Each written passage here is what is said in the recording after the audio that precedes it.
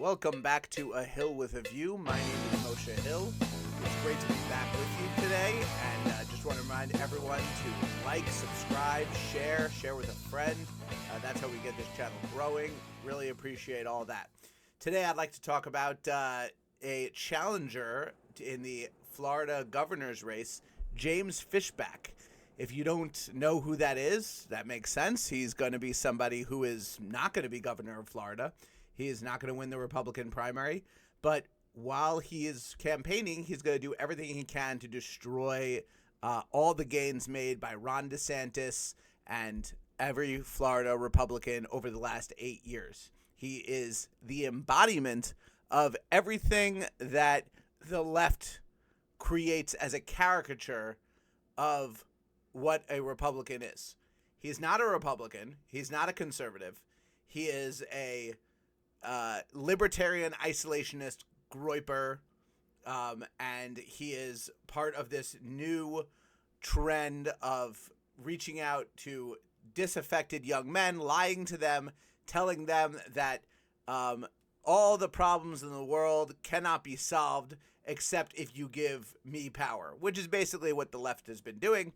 A big difference between a conservative and a liberal in that sense is a liberal says, you are not in control of your life, give me power and I'll make your life better, whereas a conservative says, you are in control of your life, if you give me power, I will take the things out of the way so you can control your life. I will remove the obstacles in your path, which is government, which is regulation, which is all these issues that have been growing in the economy and the social in the social culture. So that's the big difference. And Fishback and this group of Groypers and all these people are part of that. So I first heard about James Fishback when he went on the Tucker Carlson show. Tucker Carlson has been audience captured by these people. He has totally decided that what he needs, what his audience needs, is more of this, just lying about Israel, just constantly focusing on what Israel is doing, not caring about America, but claiming you're America first. So Tucker brings Fishback on, and he has an hour-long conversation with him. This guy is an unknown. He's polling at 1%. He is not known in Florida. Now, Florida is the model that the rest of the country, especially Republican, but I'm hoping every state, Republican, Democrat, they're the model of governorship, the model of how government should be run. They have done so well that DeSantis, who won his first election by a very slim margin, I think less than a point, won by 20 points 4 years later. He won in Miami-Dade. Like, he won in blue areas of Florida. He was doing so well. Every year there's hurricane season in Florida. You don't even hear about it because he just knows what to do. The economy there is, they have a surplus in their budget. They have the lowest taxes in the country. One of the greatest places in the country. They work with ICE well. They get rid of their illegals. They have all the issues in Florida that turned it from a blue to a purple to it's leaning red state. Now it's a deep red state because of the way DeSantis has been governing it. Okay? So you would think that in that respect, what they would do is they would praise DeSantis. They would teach other people to follow DeSantis. They would talk to other Republicans around the country. Why aren't you acting more like DeSantis? No. That's not what Fishback does, and that's not what Tucker does. Tucker lives in Florida, I believe. I believe Tucker actually lives there. But that's not what they do. They do not care about conservatism, Republican governance. They don't want Republicans to win. They have no interest in Republicans winning. So what they are doing is they basically attack Republicans relentlessly. Okay? So Tucker honestly could be talking to people in Los Angeles, Republicans in Los Angeles. How do we fix Los Angeles? How do we fix California? The Palisades has been not rebuilt. It was burned a year ago in Los Angeles. Tucker doesn't talk to them. Tucker doesn't talk to the person challenging Karen Bass in Los Angeles. Tucker doesn't talk to someone challenging Tim Walz in Minnesota. It's a race this year in Minnesota also. Why isn't he trying to get Republicans to win over there? Minnesota just had this insane billions and billions of dollars of fraud. Why isn't Tucker talking to them? No. He's talking to James Fishback because James Fishback is anti-Israel. And that's the number one thing that Tucker cares about, because Tucker's Israel first. Tucker cares much more about Israel than he does about America. And it's just he cares about destroying Israel. He cares about, attacking Israel. He travels the world attacking Israel. He went to Qatar. He's recently been in Jordan attacking Israel. That's all he cares about. So he has this episode with Fishback on January 9th, and what they're talking about in this episode, how Florida's economy is being sabotaged, attacking DeSantis. Randy Fine and Ron DeSantis' anti-free speech law. Okay, so attacking Randy Fine, attacking Ron DeSantis. They do not have anti-free speech laws. I've read the laws that they were talking about. They have nothing to do with attacking free speech. Why does Florida give so much money to Israel?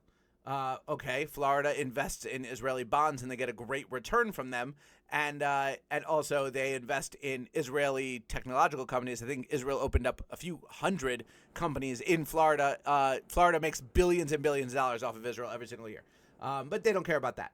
How Randy Fine tried to intimidate Fishback into not running. If intimidating is calling out your BS, then I guess I'm intimidating Fishback into not running, because I really don't want him to run. I think he's a terrible person. Is Byron Donalds bought and paid for? No, Byron Donalds is a wonderful congressman. I actually had the opportunity to meet him a couple times. Great guy. How the identity politics taking over the right? Yes, that's you. You are using identity politics over the right.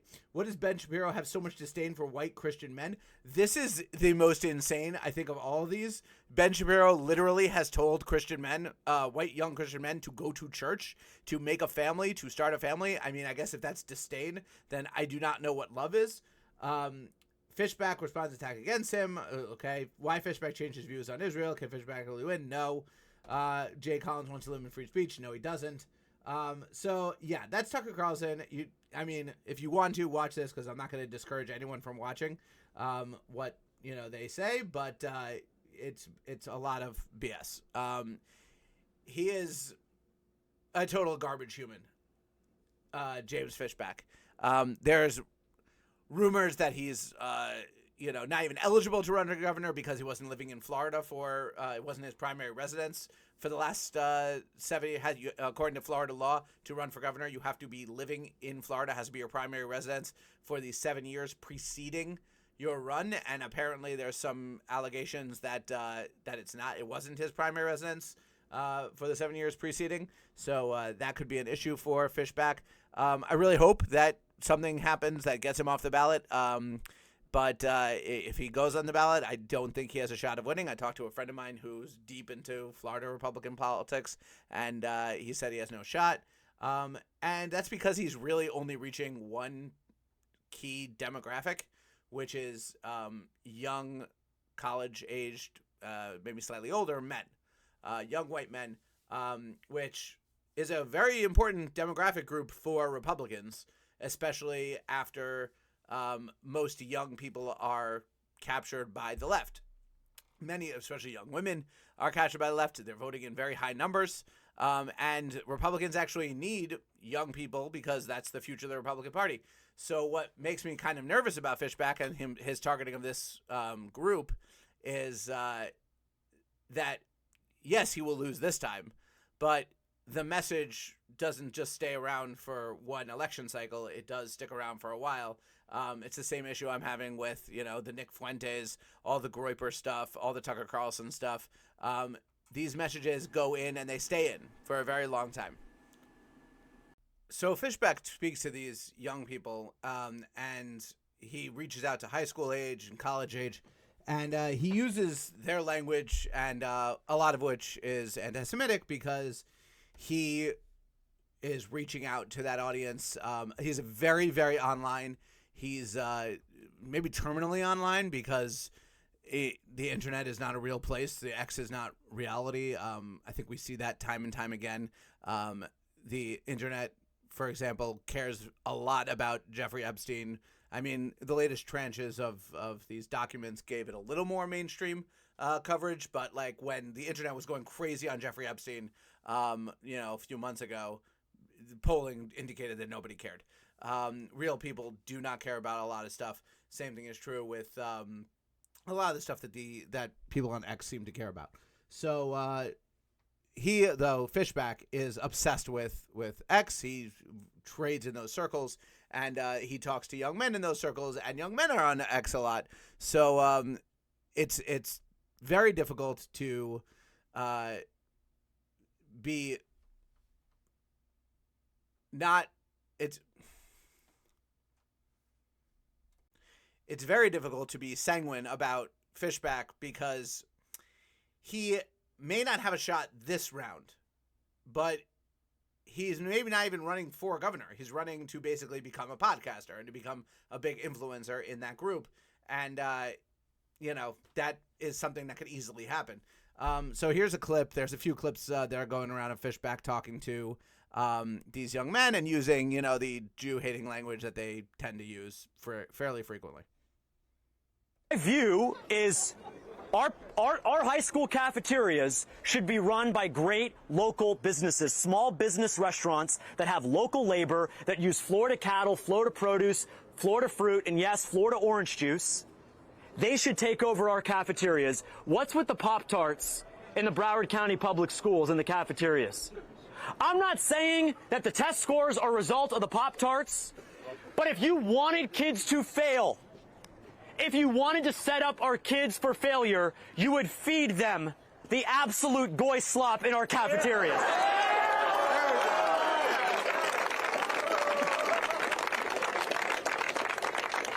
And that is on Gentile, okay? Okay, so, that's the joke that he's making, at the expense of... Now, goy slop, I had to look this up because I'm not 20 years old or 18 years old. I don't know these slang terms, but basically it's low-quality, unhealthy food seen in anti-Semitic circles as being promoted by Jews for mass consumption. So basically, Jews want non-Jews to be dumber. That's ridiculous. That makes no sense. So that is what he's doing, and he's talking to that crowd, and the crowd had a big laugh about it because that's how they refer to it as well. People. There's a whole thing about they are really offended by the term goyim or goy, which just means nations, and just like every single group, you have a word that describes people outside the group. I mean, that's literally how every single group works in the history of mankind. Fine, if they want to be offended by that, just another thing for them to be offended by. Snowflakes, that's what they are. They like to be offended. So they do that, and this is from the same speech where he is basically going around, talking, saying the same thing to the same kids, but it's a little further in the speech. I will not visit the country of Israel under any circumstances. There's no reason for me to do that. There's no reason. What I will do is I will visit the country of Brazil in my first 100 days because they're our top trading partner. They're our top trading partner. I also lived in Rio for 6 months. I'm looking forward to being back. Brazilians in Orlando, too. There's a ton of Brazilians in Orlando. Camille's is a good restaurant if you haven't been there. Because Brazil is our top trading partner. We sell $17 billion worth of aerospace equipment to the Brazilian economy every single year. I want to sign a trade deal with Brazil in my first year to create 5,000 great paying jobs right here in Florida. If you're going to visit another country, you should be helping people, creating jobs, facilitating trade, not kissing a stupid wall.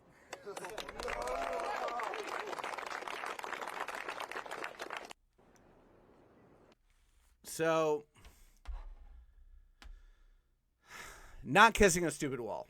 This is another gripe that the online pseudo right, woke right has with presidents and foreign dignitaries and, people going to the Kotel, the Wailing Wall, the Kotel, the last vestige of the Second Temple, which has been standing there for 2,000 years. And, saying a prayer and kissing it, which is something that, when you go to any historical or religious site, you respect it in the same way, for every single thing. They have a bugaboo about this particular one. And so there's like a thing that says, I will not vote for anyone who kisses the wall. My favorite thing is when they say, oh, JFK never kissed the wall and they killed him for it. And it's like, well, JFK was assassinated 4 years before Israel took back the old city of Jerusalem in the 67 war, but it just shows how stupid they are. So he's disparaging that, and that gets a little applause because they're like, this is what they want. That's what they want to hear. But you notice it's actually a pretty tepid applause, which I guess I find a bit heartening. But let's just go back to his claim that going to Israel is not economically beneficial to Florida.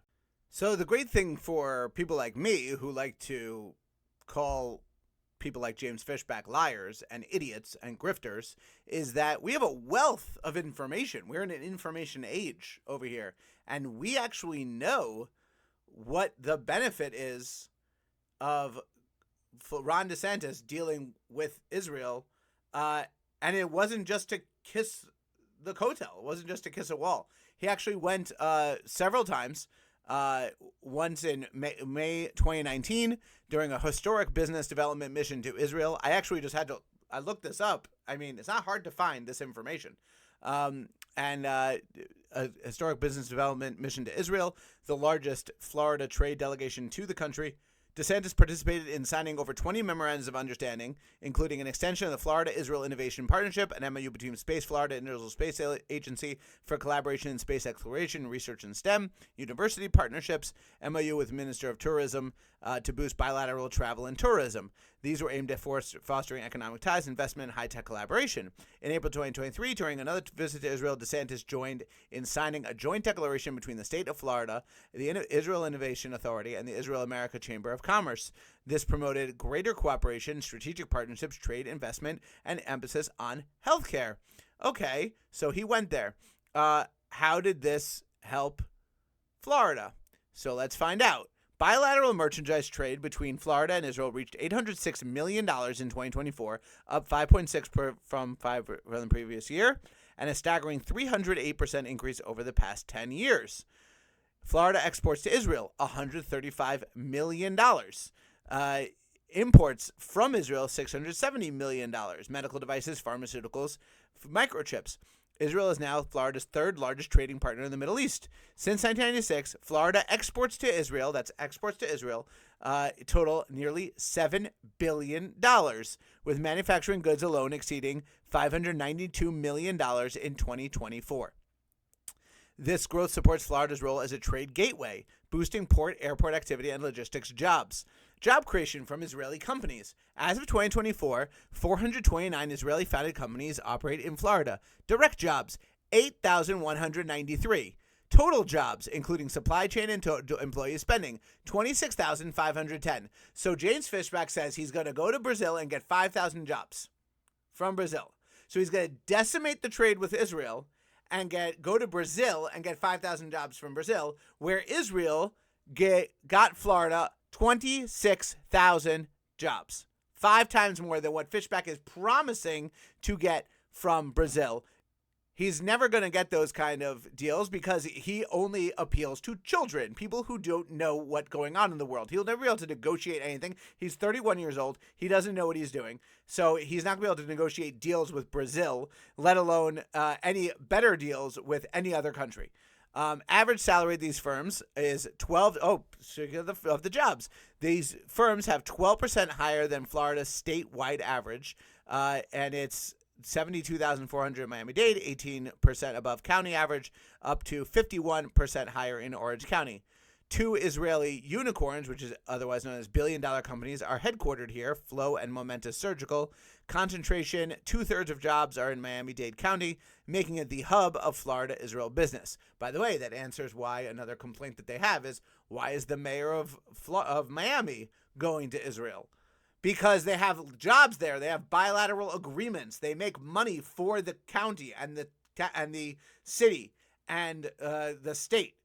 Like, they're doing good things for you, and you're complaining because they're going to Israel. That's a you problem. Overall economic impact, 2024 data, value added to Florida's economy, $3.5 billion. Total gross output, $7.3 billion. These figures come from the independent Florida-Israel Economic Report 2025 by the United States-Israel Business Alliance. Then there's innovation and R&D investments. Florida-Israel Innovation Partnership extended in 2019, and the Florida-Israel Space Agency MOU funded over $22 million in joint aerospace tech projects since 2013, with annual $2 million commitments. Outcomes, new technologies in autonomous aircraft, space research, and commercialization. Benefits, attract investment, creates high-skilled jobs, and positions Florida as a global aerospace leader. Okay. So, Fishback has no idea what he's talking about, or he does know what he's talking about and he's lying. Those are the two options. He's either too stupid to know what's going on, or he's lying to you. And I'm going to guess that it's the former, because I cannot see how somebody can read this information and then do what he's going to do. I'm also not going to just go the simple, like, he hates Jews route, because that's too simplistic. I don't particularly care for that argument. And so he's just going to, spout off these idiocies, and he's going to be helped along by people like Tucker Carlson. He's going to be talking to high school students and college students. He's going to get his claps. Not always, because he actually had a clip today where he actually had to ask the audience to clap for him. I think his flash in the pan moment is pretty much over. It's gonna come back around because the primary is in August, so he's gonna stick around unless he's kicked off the ballot. And if he's kicked up because he's not eligible, and if he is kicked off the ballot, I'm sure he's gonna make a stink about how the Jews or the Israelis or some kind of cabal of people are trying to keep him off because he's just too dangerous and he's just too important. And he's just saying the truth, because that's how these grifters work. There's nothing they've done that's wrong. There's nothing that they've done that's stupid. And this is just how they're going to keep grifting. And they're just going to say, if you listen to me, then you're going to be happy and successful. Except for everyone who listens to them are unhappy and unsuccessful. So aside from all of this, lunacy that Fishback promotes and talks about, he happens to be a pretty immature campaigner, let's just put it that way. So once again, like I said, he is terminally online. So there was a report that came out from Vote Hub in last month in January about 2025 fundraising totals for people running for Florida governor. Byron Donalds raised $45 million.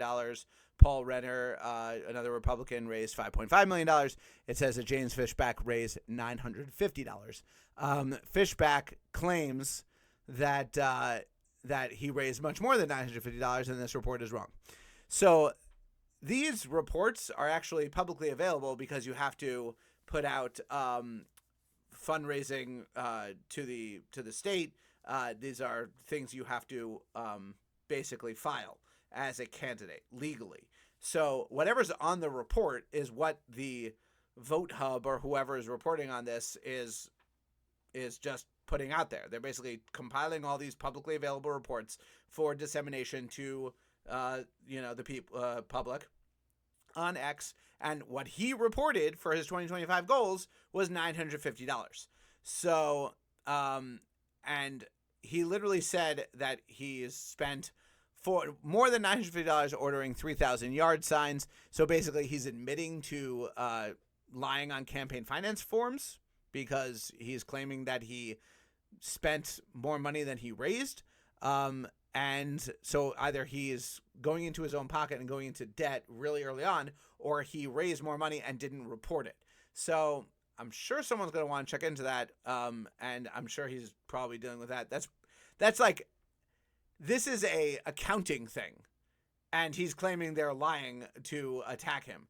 And then he also said $950 is better than selling your soul for $7,000, which is another online trope that the Groypers say, that anyone who defends Israel is getting paid $7,000 to do it. God, I wish that were true.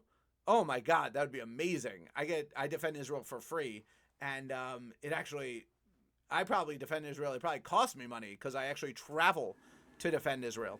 I went to D.C. to a pro-Israel rally. Like I go to New York City to march in the Israel parade every single year. Like, being an advocate for Israel costs me money. So I wish I got paid $7,000 for $7,000 per post. That'd be amazing. So what Fishback also did is he's lying also about the anti-First Amendment bill in Israel. What he was talking about, he mentions this to Tucker Carlson, claiming that Ron DeSantis went to Israel to sign an anti-First Amendment bill. That is not true. The bill, this is what it says. I'm going to read it because I just have to disprove the lies, I guess. House Bill 269, that's the one they're talking about. This is what Ron DeSantis signed in Israel. Prohibits a person from harassing, threatening, or intimidating another person based on the person wearing something that signifies their religious or ethnic heritage, including traditionally Jewish garb. So basically, you cannot harass somebody for wearing one of these. That doesn't violate your First Amendment rights. Prohibits a person from intentionally dumping litter onto private property for the purpose of intimidating or threatening the owner, resident, or invitee of the property. That doesn't limit your First Amendment rights. Prohibits a person from willfully and maliciously interrupting or disturbing any assembly of people met for purpose of acknowledging the death of an individual, whether that is a funeral, at a funeral parlor, or a family's home where they are sitting Shiva. So basically, you cannot... people have a lawful right of assembly. You cannot interrupt the lawful right of assembly. That's literally just the law anyway. So you want to claim that it's not violating your First Amendment rights either. Prohibits against displaying or projecting an image onto a building, structure, or property, or other property, including synagogues, without the written consent of the owner of the building, structure, or property. Yes, that's protecting private property rights. Like, this is all part of the general thing, which is you have the right to put your fist in the air until it hits someone's face. Like, you can't just say, you're violating my rights from going like this, because your face happens to be in the way. Like, your speech cannot be in the attacking of other people. Like, that's never been the rule, ever. Anyone who claims that that's free speech is insane. They're just an insane person. And it says, creates a new trespass offense if a person who is not authorized or invited willfully enters the campus of a state college or university for the purpose of threatening or intimidating another person and is warned by the institution to depart and refuses to do so. So basically, you're not allowed to enter into private property, or this is state college or university, so you can't just break into that. How is that any of that violating the First Amendment? Fishback also claims that Republicans and Democrats in Tallahassee foolishly sent $385 million of our money to Israel. As Florida governor, the only call I'm making to Benjamin Netanyahu is this: where is our money? This is talking about literally an investment in Israel bonds, which get a great rate of return. So I don't know what the hell he's talking about. So he has a big issue with people investing the money of Florida's money properly. That's his problem. And then, of course, he is just straight up racist to Byron Donalds. He calls him Byron Donalds, deliberately misspells it. And he said that Byron wants to turn Florida into a Section 8 ghetto. That's what Fishback, that's what he's going to say to Byron Donalds, who is an incredible congressman, all-around great guy. And James Fishback is just a cartoon of what leftists think Republicans are. And then idiots like Tucker Carlson legitimize it. So this is a major issue going forward. I don't think it's going to be a issue for this election cycle, but it's definitely going to be an issue going forward that we have people like this who are working against Republicans and working against conservatives. It's not enough that we have leftists working against us. You're going to have these people on the woke right working against us. And there's just going to be a coalition of normal people who are going to be against this. I mean, just the people who are not terminally online, the people who actually work for a living, the people who do not enjoy being lied to. I know plenty of people do enjoy being lied to, but you're going to have to find people who don't want to be lied to constantly, and you're going to have them in your coalition as well. All right, that's going to do it for me. My name is Moshe Hill. This has been A Hill with a View. Please make sure to like, subscribe, and share this channel. Can't wait to see you here next time. Have a great night.